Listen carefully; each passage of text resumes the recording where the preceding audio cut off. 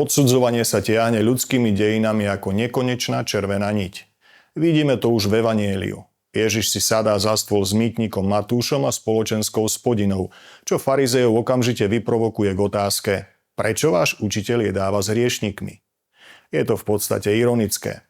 Táto otázka totiž podsúva ilúziu, že kým mýtnici sú špinaví, farizeji sú stelesnená čistota. Možno boli morálnejší, no predstava, že by boli natoľko dokonalí, aby si zaslúžili sedieť vedľa Ježiša, je úplne mimo reality. Dnes však čelíme novej úrovni tohto fenoménu – mediálnemu linču. Niektoré médiá prešli zvláštnou deštruktívnou cestou. Začali tým, že prinášali fakty tam, kde chýbali, informovali. Keď pocítili svoju moc, začali verejnú mienku aktívne formovať.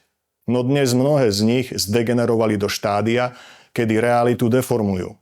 Cez polopravdy, zamlčiavanie faktov a ideologické filtre vytvárajú alternatívny obraz sveta, ktorý vyhovuje ich záujmom. Výsledok?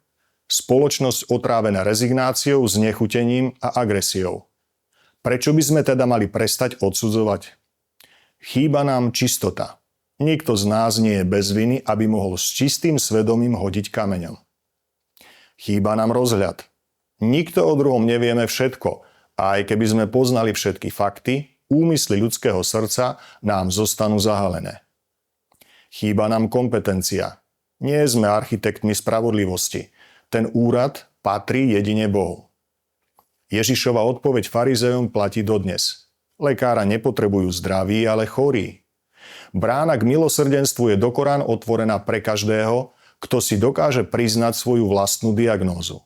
Tým ostatným, ktorí sú presvedčení o svojej neomylnosti, niet pomoci.